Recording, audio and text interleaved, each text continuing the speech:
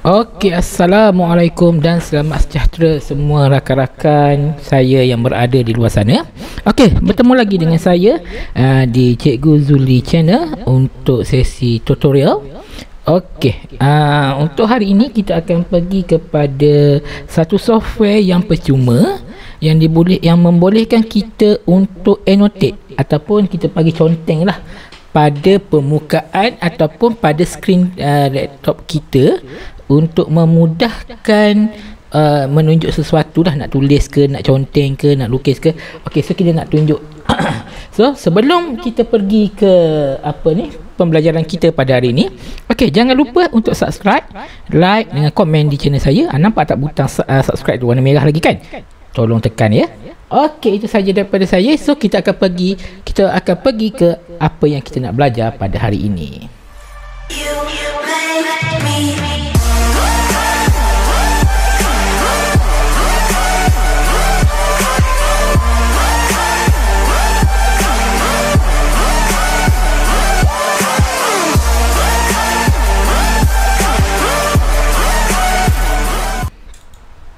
Okey, so before that saya nak tunjuk apakah dia annotation. Okey, so kita ambil annotation dekat sini. Okey, katakan saya nak conteng, saya tunjukkan bulat dekat sini lah. Ini, okey. Ini adalah planet 9. Okey, so macam tu. Okey, betul, kita boleh padamkan dia. Okey, so ini adalah annotation. Okey, apakah program saya gunakan untuk annotate ni? Okey, kalau ikut ada banyak lah, ada banyak. Mungkin rakan-rakan pernah dengar pernah dengar EpiPen. Sebab masalah EpiPen dia ada iklan, tapi boleh guna yang free pun ada EpiPen. Tapi untuk hari ini saya akan gunakan satu software ataupun program yang diberikan secara percuma di GitHub. Okey, so kita nak pergi program kita pada hari ini iaitu G-Ink. So macam mana kita nak pergi? So kita boleh buka di Google. Kat sebelah pula dah. Sorry ya. Okey, so kita Google saja G-I-N-K. G-Ink. Okey. Okey. So dia punya GeoOven G-Ink easy to use on screen annotation. Okey, kalau kita tengok di sini. Okey, ini adalah GeoOven G-Ink easy to ink annotation lah. Okey. So okey, so kita nak pergi ke download yang ini. Okey. So kita tekan dulu G-Ink ni. Okey, so dia akan membawa kita kepada GitHub.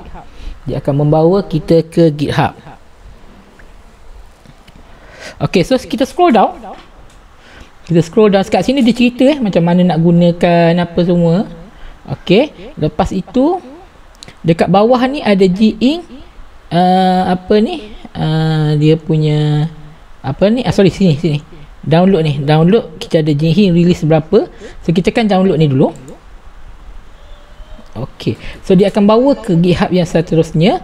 So di G-Ink ni version 1.1.0 so the latest one release on August 26.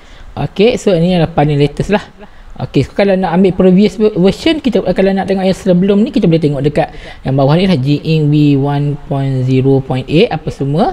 Okey, V1.0.7. Okey, so of course lah kita ambil yang terbaru lah, sebab terbaru adalah yang paling biasanya paling terkini lah. Okey, so kita ambil G-Ink V1 ni zip file ni. Okey, kalau nak ambil source code atau tar.js ni rasanya mungkin untuk Linux kot. Okey, saya tak sure, tapi saya biasanya guna yang ini untuk Windows lah. Saya pengguna Windows, so saya akan guna yang ini, G-Ink ni. So just klik gambar ni, klik dia. So dia akan download dekat bawah ni jadi zip file. Okey, dia akan download dekat bawah ni akan jadi zip file lah. Kalau kita nampak dekat sini zip file dekat bawah ni lah. Okey. Okey, dah siap download. Sekejap je, file dia kecil je. Okey, so kita pergi dekat show folder. Okey, so dia dah ada dekat sini. Saya nak delete sikit benda-benda ni, saya tak nak ni. Okey, so yang ini ialah file dia. So apa yang kita kena buat, kita kena unzipkan dia. Saya ada WinRAR, saya boleh extractkan dia. Kalau cikgu tak ada, biasanya zip file dia memang dah boleh unzip menggunakan Windows lah. Ok, right click, lepas tu saya akan pergi extract here lah, dekat extract file tu kat sini. Ataupun kalau cikgu punya wizard, dia apa ada extraction dekat sini jugalah. Right click, ok, and extract saja. Ok, bila extract, dia akan ada satu file baru yang macam ni, G-ink ni. Ok, so bila yang ini tak perlukan installation yang ini tak perlukan installation. So biasanya saya tak suka banyak benda dekat download ni. Ok, saya akan copy file dia ataupun saya cut saja. Ok, lepas tu saya hantar dekat mana yang sesuai lah. Kalau katakan saya nak simpan dekat dokumen, sebenarnya dekat dokumen ni pun seronok juga simpan. Saya simpan dekat dokumen ni. Ok, saya boleh paste kat sini lah. Ok, so cara penggunaan dia, ok, cikgu pergi dekat ni. Kalau cikgu nampak ni, saya besarkan sikit dia punya ni, ikon dia. Ok, so ini dia punya apa ni, description dia lah. Kalau cikgu tengok dia punya ni, gambar dia G ni, ada dua ikon wrap dengan G-ink ni. Cikgu kena tekan yang ini, G-ink ni. Cikgu double klik sahaja yang kat sini. Ok, secara automatiknya dia akan open. Kita tak akan nampak dia open kat sini dia tak akan nampak open dekat sini. Ok, so dia akan berada dekat taskbar kat bawah ni. Dia akan ada ikon dekat bawah ni. Ok, cikgu tekan arrow atas ni, cikgu tekan ni arrow ni, dia akan keluar nampak huruf G dekat sini. Ok, tapi before that, sebelum tu biasanya saya akan buatkan ini sebagai shortcut dengan cara letak dekat desktop lah, supaya saya tak perlu setiap kali saya nak pergi buka, saya kena buka dekat sini. Saya right click dekat sini, saya pergi ke send to, saya pergi hantar dekat this desktop, create a shortcut, this one. So dia bila tekan yang ini, dia akan ada satu shortcut dekat kita punya desktop lah, macam ni. Ok, so kita nak guna, kita just klik dekat desktop ni saja.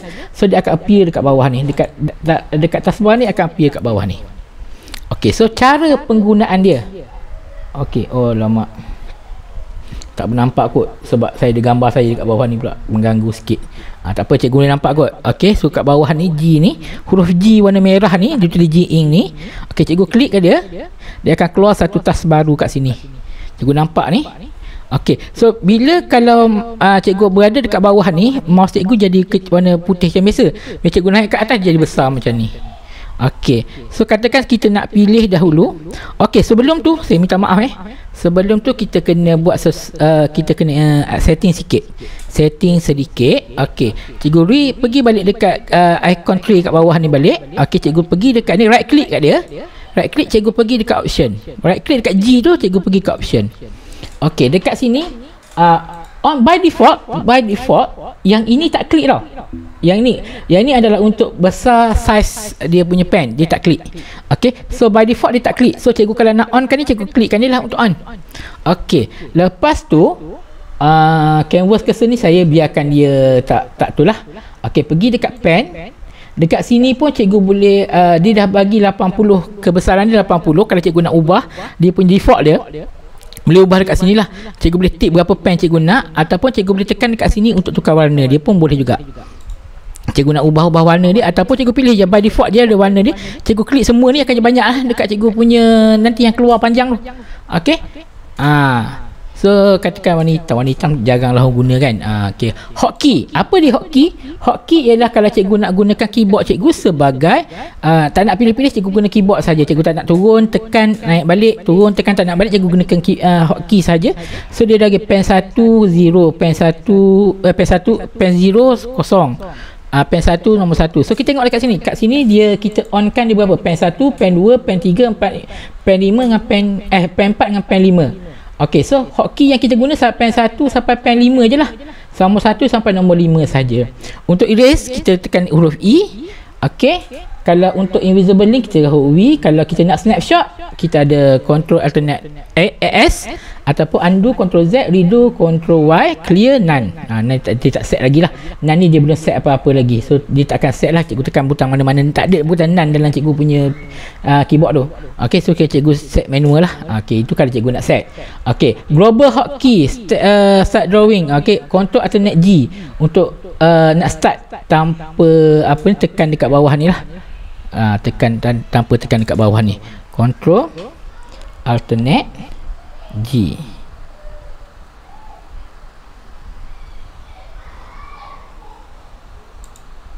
Okey. Tak apalah, kita tekan je dekat bawah ni, lebih mudah lah. Okey. Saya tekan-tekan tak jalan pula tadi. Tak tahulah kenapa. Okey, tak apalah.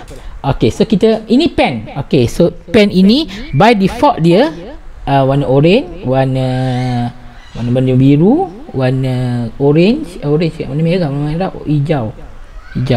Okey, so katakan saya pilih warna merah ni, kalau kita bulatkan dia akan jadi macam ni lah. Okey, kalau warna hijau dia akan jadi warna macam ni. Warna biru. Yang ini warna kuning. Yang ini warna hijau. Dan ini highlighter. Dia lebih transparent lah. Okey. So kalau cikgu dah contoh-contoh cikgu nak buang, cikgu tekan gambar tong sampah ni dekat bawah ni, dia akan clear lah, dia akan hilangkan. Ataupun okey, kalau cikgu sayang, cikgu boleh tekan mata ni. Okey, saya contoh satu benda lagi. Okey, cikgu tekan mata ni, dia akan hidden sementara. Dia ada tapi dia hidden sementara. Cikgu on balik mata, dia akan ada balik. Okey. So saya delete dulu. Ini butang undo, ini adalah untuk snap. Nanti saya akan masuk bahagian ni lah. Okey. So kalau ini adalah untuk eraser. Eraser ni untuk kita padam. So kita pilih eraser, kita klik saja dekat ni, dia akan hilang. Okey, dia akan padam lah. Okey. Okey, so gambar tong sampah ni, gambar tong sampah clear note ni dekat belakang ni gunanya adalah, okey, saya rasanya saya kena ubah sedikit saya punya ni. Rakan-rakan guru mesti tak nampak dekat belakang ni. Sekejap, saya nak ubahkan sedikit dia punya ni.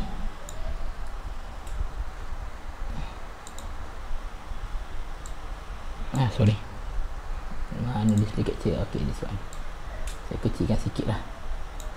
Okey, mungkin tak nampak kot. Okey, so lebih jelas kot macam ni.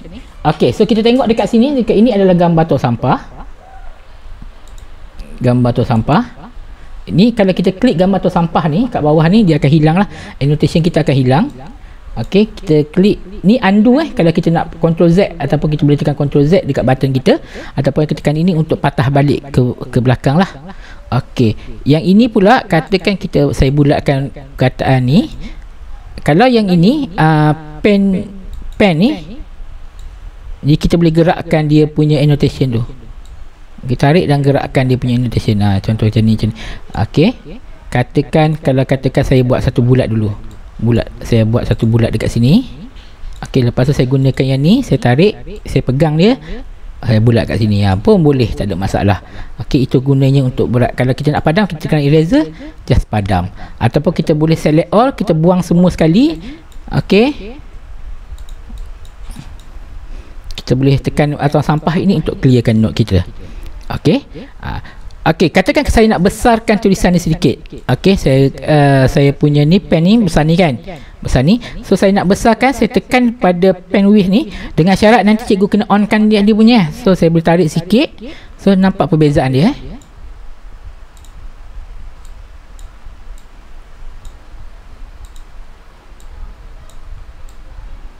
Okey. So kalau kita naikkan dia akan makin lama makin besar lah. Dia punya tu makin lama makin besar. Okey, yang ni kita boleh kurangkan. So kecil macam ni lah kalau nak kecil. So depend on kita punya lah nak besar mana. Terpulang mungkin murid-murid kita tak nampak. So kita nak bagi jelas, kita kena buat cara macam ni lah. Okey, so saya nak delete semua, saya tekan clear note. Okey, so dia ada satu function lagi, iaitu snapshot. Control Alternate S. Okey, ataupun kita tekan gambar kamera ni, kita nak snapshot gambar yang planet 9 ni saja. Kita tekan. Okey, so dia kata snapshot save, click here to browse snapshot. Tekan kat sini, dia akan bawa kita kat mana dia simpan snapshot tadi ataupun screenshot tadi. Dia akan simpan dekat sini. So kat sinilah kita nak boleh ambil. So dia simpan dekat, kalau kita tengok dekat sini, ialah dekat G-Ink punya tadilah. As a picture G-Ink. So dekat bawah picture. Okey, dekat bahagian picture, dia akan simpan di sini. Okey, so cikgu boleh pergi dekat this PC ni, dekat my picture. Okey, picture kita. Lepas tu dekat folder G-Ink ni kita boleh ambil snapshot kita lah.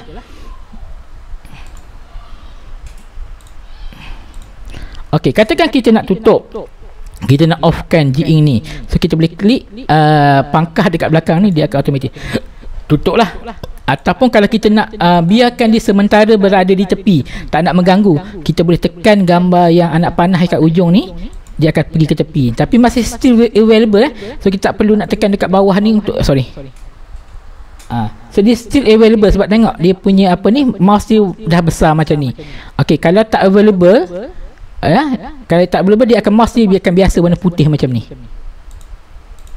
Okey, so kalau kita nak ubah sekarang ni mouse kita warna oranye macam ni kan, tulis. Lepas tu kita nak apa ni, kita nak katakan sekejap saya ambil yang ni.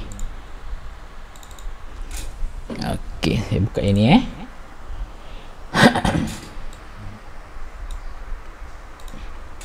Okey, saya clearkan sikit. Okey, katakan sekarang ni kita nak conteng kat sini lah, conteng. Lepas tu kita nak scroll over ke bawah. Kalau kita mouse dia macam ni, kalau kita tekan kat sini dia akan conteng kat tepi ni, tak boleh nak gerak. Sebab ini bukan mouse, ini adalah pen untuk conteng. Dia bukannya nak gerak kat bawah ni, tak boleh. Okey. So apa kita kena buat? Kita kena ubah mouse ni jadi mouse biasa dengan cara tekan anak panah warna hitam ni, mouse pointer ni. Mouse pointer ni tekan yang ni, dia akan nampak, dia akan jadi macam ni. Dia baru boleh scroll. Dia tak besar macam ni, dia tak besar warna oranye macam ni.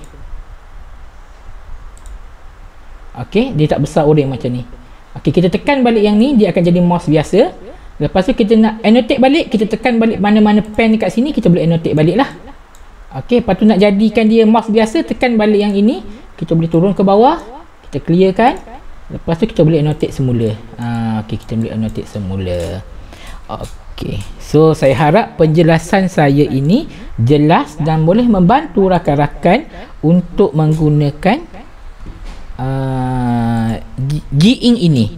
Okey, so saya harap tutorial kali ini dapat membantulah guru-guru untuk menjadikan G-ink ini sesuai cikgu gunakan. Kalau contoh cikgu gunakan Google Meet, cikgu guna entire screen. Entire screen sesuai lah. Kalau pakai Windows, saya rasa tak nampak dia punya mouse cursor dia terhilang, dia tak nampak, nak conteng pun tak boleh. Kalau pakai entire screen rasanya boleh, sebab dia conteng screen dia bukan conteng pada cikgu punya, kita panggil apa ni, Word ke PDF, tak, dia tak conteng kat situ, dia conteng pada screen laptop tu. Dia akan so kena faham dia conteng pada screen, bukannya pada cikgu punya Word ke Excel ke PDF ke, dia tak conteng kat situ, dia tak akan melekat dekat situ. Okey, so kalau cikgu rasa saya punya tutorial ini dapat membantu cikgu-cikgu untuk menjadi buat sesuatu yang baru kepada anak murid, so boleh like, subscribe ataupun komen di channel saya untuk tunggulah kalau saya ada buat tutorial lain. Okey, ataupun simpan sahaja saya punya playlist untuk yang ini, boleh digunakan untuk masa-masa akan datang. Okey, sekian saja daripada saya. Bye bye. Assalamualaikum dan selamat sejahtera.